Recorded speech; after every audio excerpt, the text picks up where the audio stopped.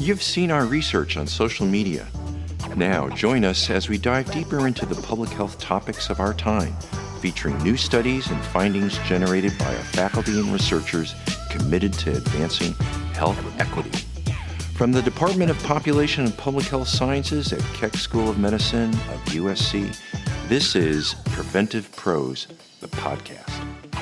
I'm Chen, assistant professor at the environmental health at USC. I graduated from the biostats PhD from USC, and then continue my postdoc training in the environmental health. And this is my 5th year of faculty position at environmental health. So my research interest covers the environmental aspects and health effects in terms of the air pollution exposure and the persistent organic pollutants for their relationship with the disease risk on diabetes and cardiovascular disease, as well as some potential adverse effects on early pregnancy women and the growth and the birth outcomes in the newborn babies. And I have also a large scope of work to investigate disease mechanisms using we call multi-omics tools, including metabolomics, genetics, and proteomics, to study and review the potential disease mechanisms related to the adverse health effects of the air pollution and the persistent organic pollutants. Today, I'm going to talk about 2 ongoing clinical trials that we conducted in the Los Angeles area.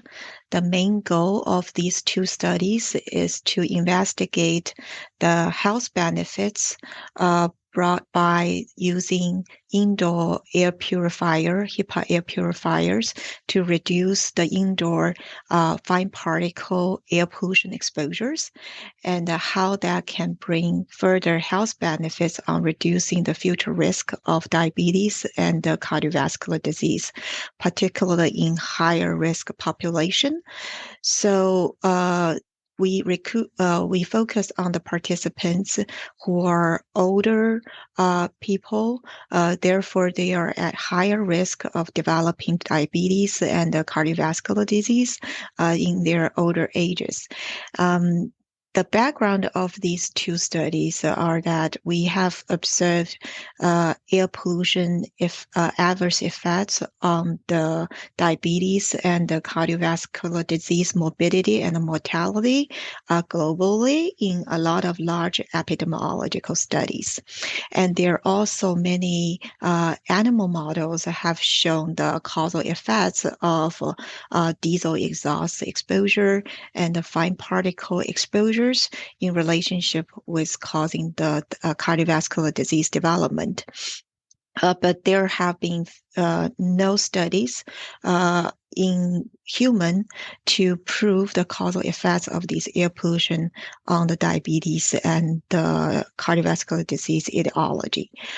So several years ago, there's a large national effort and interest to study whether there could be any feasible and affordable intervention tools that we can use to reduce personal exposures to these toxic fine particle air pollution exposures, so that we can potentially prevent the disease risk in terms of the respiratory cardiovascular diseases.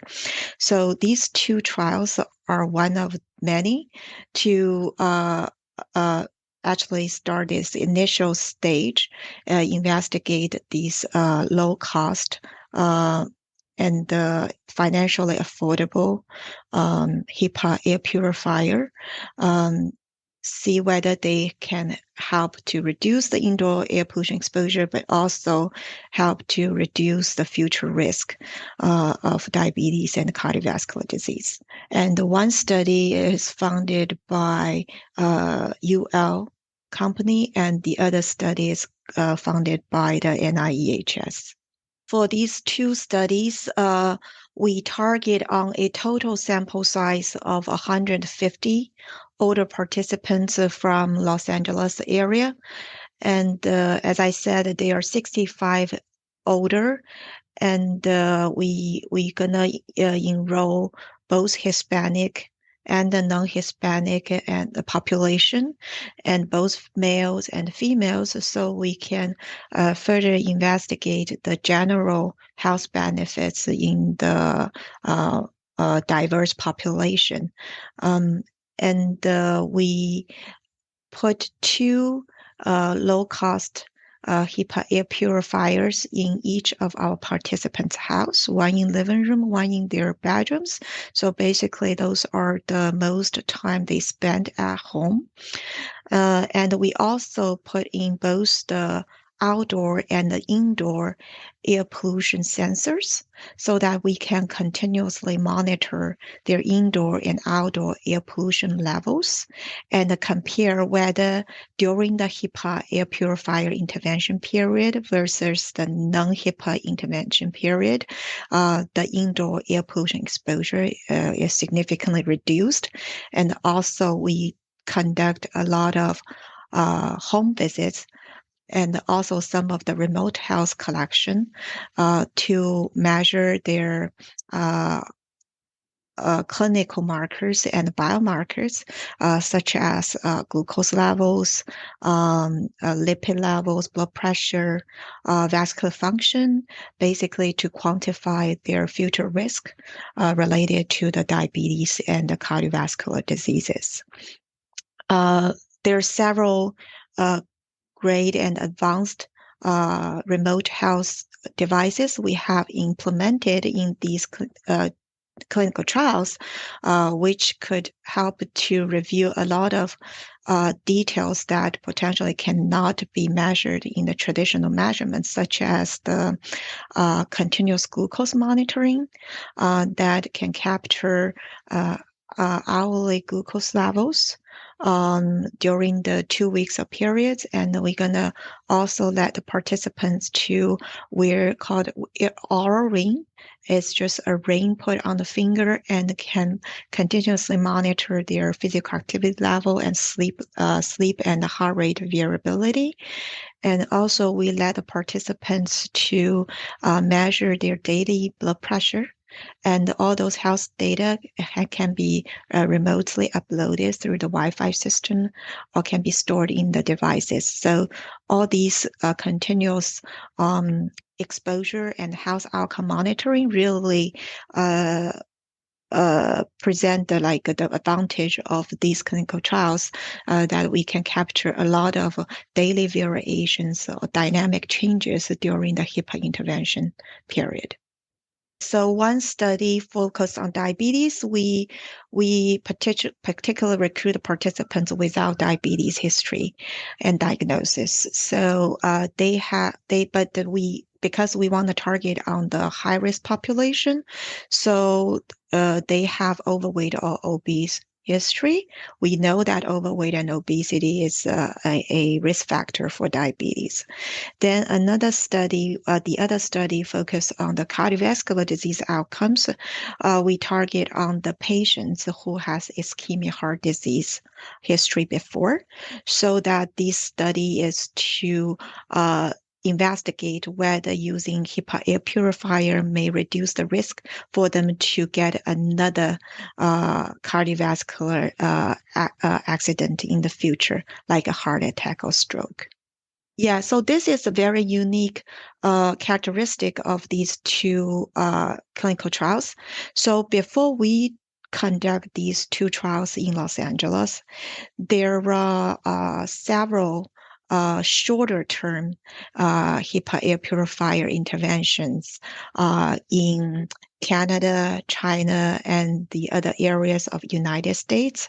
All those trials are mostly focused on several days, like 1 to 2 days to 2 weeks of intervention.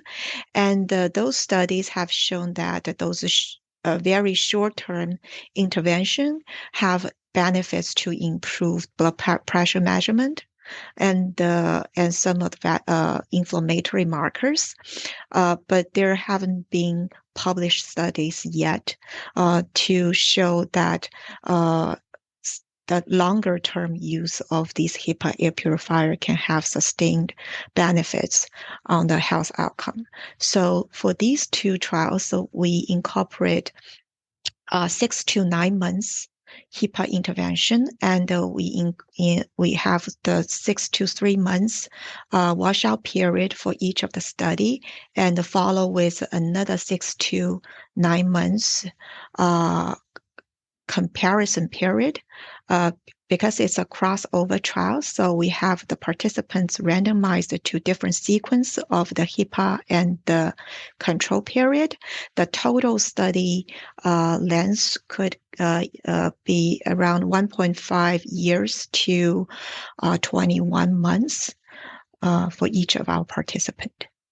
The idea behind these two trials, why we focus on the low-cost HEPA air purifiers. Of course, on the market, there are a lot of variety of HEPA air purifiers, from the inexpensive to very expensive models. The idea behind the low-cost air purifier is that we hope that if the using of these air purifiers can show significant health benefits, it is more feasible for the larger population to use in the future and help the large scope of disease prevention.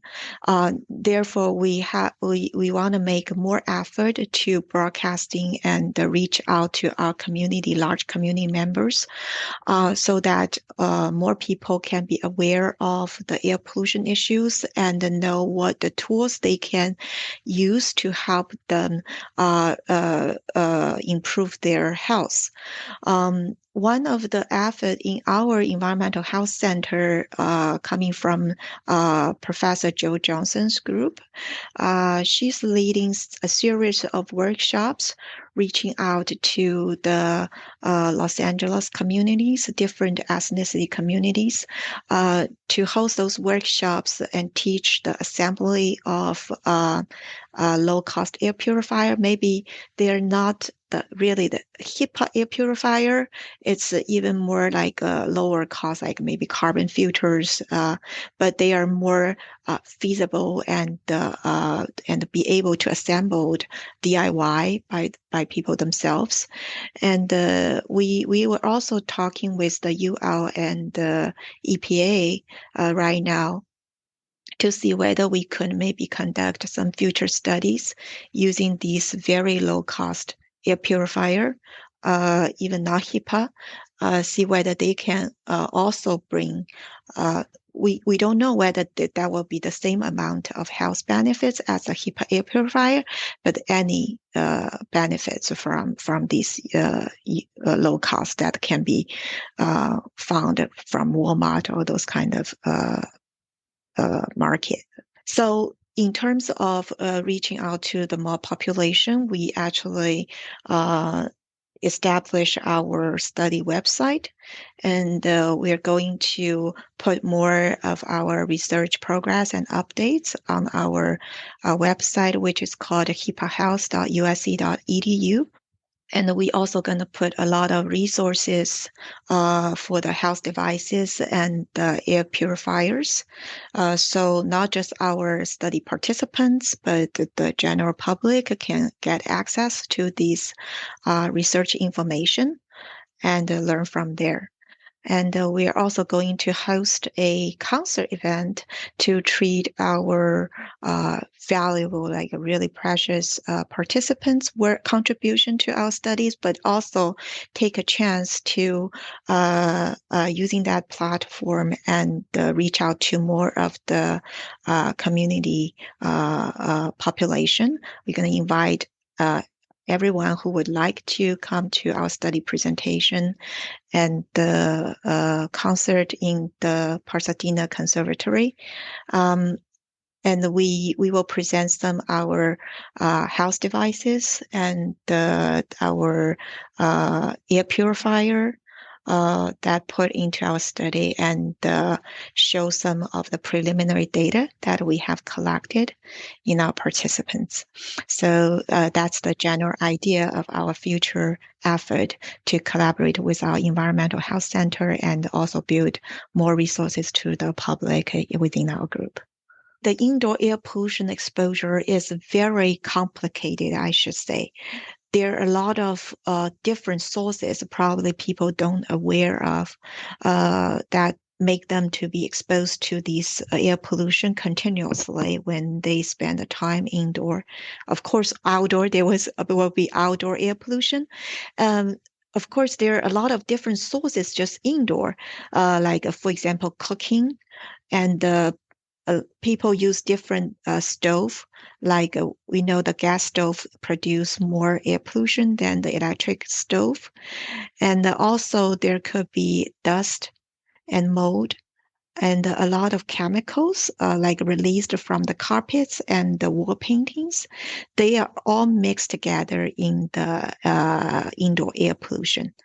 So the HEPA air purifier is particularly reduce these fine particles in the air. That these fine particles is not just pure particle; they carry a lot of different toxic chemicals, and it can be inhaled deep into the lung and be able to systematically influence a lot of different organs, almost every organs in the body. Therefore, using the HEPA can help to reduce a large scope of the chemical exposure, but I cannot say it will be able to reduce all, because depend on the, of course, the living area, also the house characteristics, like the older house usually have a higher infiltration rate, so more of the outdoor air pollution exposure can slip into indoors, right? And also the window opening habits also influence a lot of the indoor air pollution exposure. So a lot of people, even just within our participants group, we observe that people tend to want to open the window to get fresh air.